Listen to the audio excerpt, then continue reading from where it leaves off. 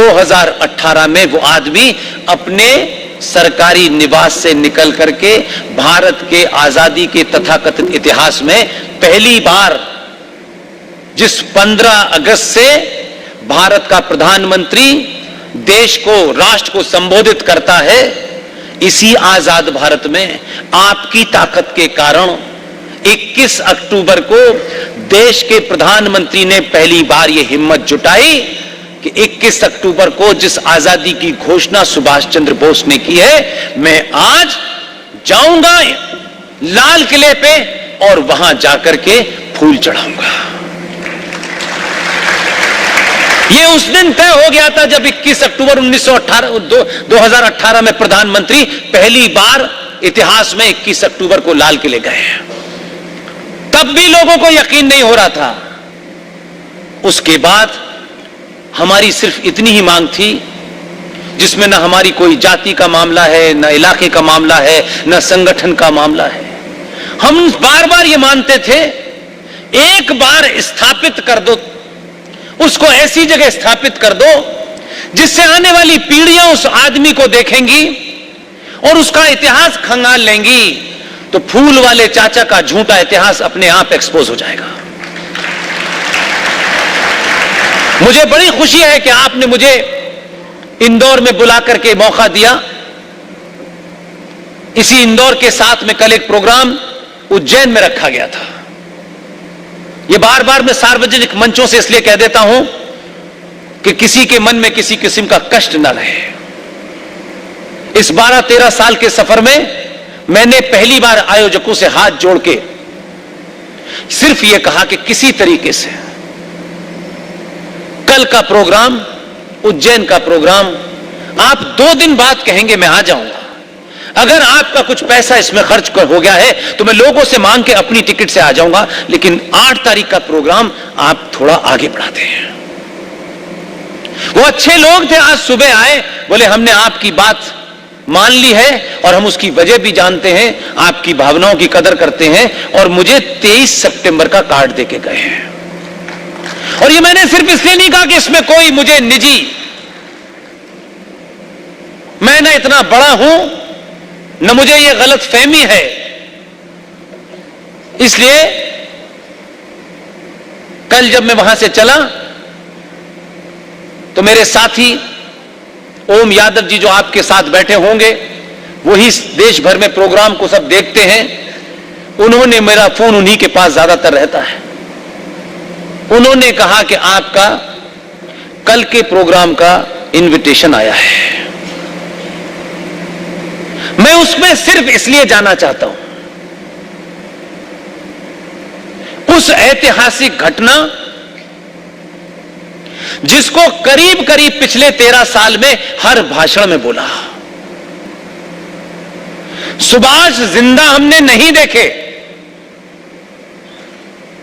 लेकिन 260 टन की उस चट्टान को काट करके ब्लैक ग्रेनाइट की मूर्ति सुभाष की जब वहां लग रही होगी, जो अब से कुछ देर पहले उस कैनोपी के अंदर, उस छतरी के अंदर स्थापित हो गई है, और जब दुनिया उसे देखेगी तो जो लोगों ने मुझे अभी बताया है, लोग कहते हैं कि उसकी तरफ देखेंगे तो ऐसा लगता है कि सचमुच का सुभाष खड़ा है।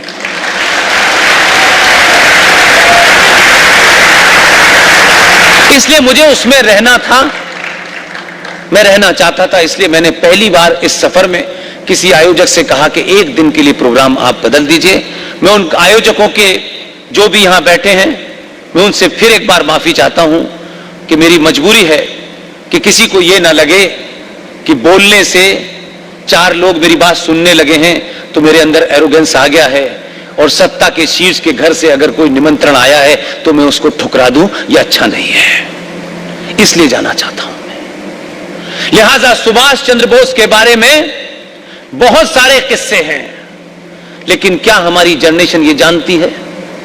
क्या हमारे माता पिता ये जानते हैं, जो छोटी छोटी बात पर गलत तरीके की नसीहत देते हैं? सुभाष चंद्र बोस के परिवार में 14 भाई बहन थे। आज तो आपको 2 भारी पड़ रहे हैं। 14 में से सुभाष चंद्र बोस का 9वां नंबर था। परिवार की हालत बहुत अच्छी नहीं थी, लेकिन उन्होंने क्या किया क्या नहीं किया, 14 में से एक ही को दुनिया जानती है, बाकी को नहीं जानती। इसलिए यह कहना कि हमारे ज्यादा बच्चे होंगे तो पढ़ाई कहां से कराएंगे। सुभाष चंद्र बोस ने अपने पिता की बात रखने के लिए आईएएस का एग्जाम दिया, आईसीएस का, टॉप किया और कहा से कि आपको लगता था कि मैं ये नहीं कर सकता, आपकी संतुष्टि के लिए मैंने कर दिया, लेकिन मेरा कुछ और करने का मन है, इसीलिए सुभाष आज जिंदा है।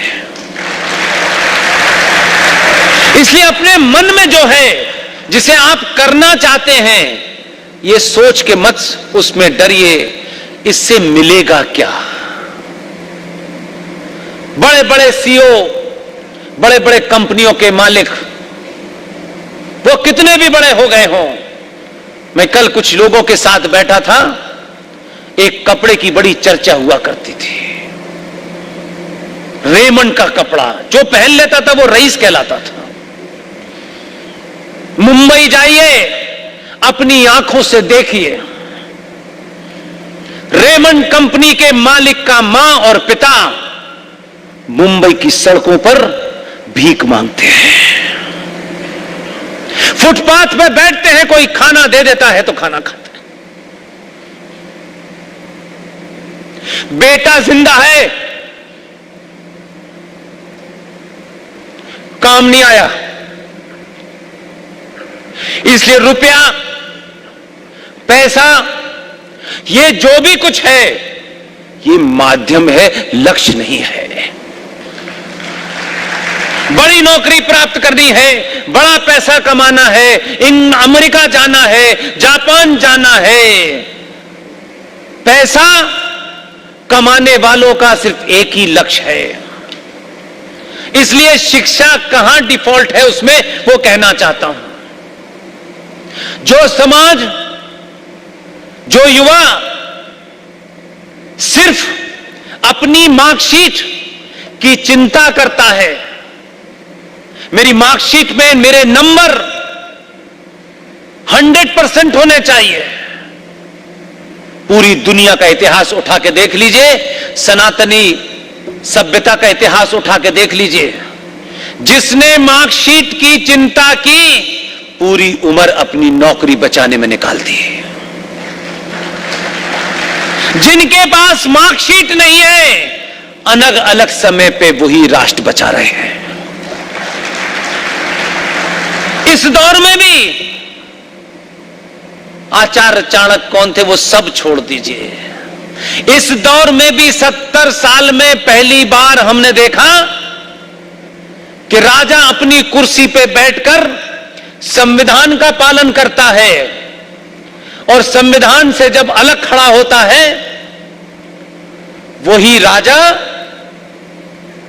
उसको अपनी संस्कृति पर, अपने महापुरुषों पर, अपनी आस्थाओं पर, मान्यताओं पर इतना ज्यादा घमंड है कि वो जब प्राइम मिनिस्टर के ऑफिस से बाहर निकलता है और राम मंदिर की नींव रखी जाती है, तो भगवान राम के सामने दंडवत लेता है।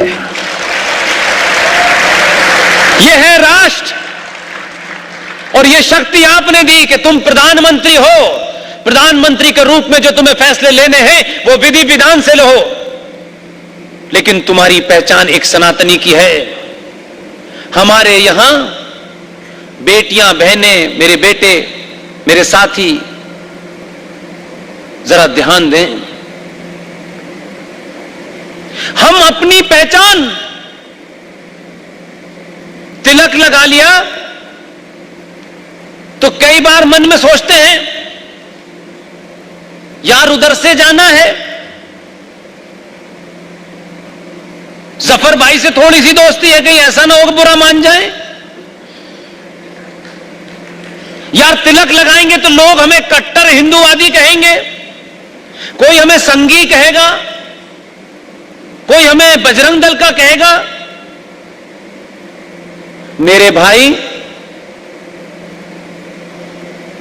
जो समाज, जो घर, जो व्यक्ति विशेष जब समाज की चिंता करने लगता है कि समाज मेरे बारे में क्या सोचता है, वो समाप्त हो जाता है। अपने ऊपर गर्व कीजिए, अपनी पहचान पे गर्व कीजिए, दुनिया आपके सामने झुकेगी।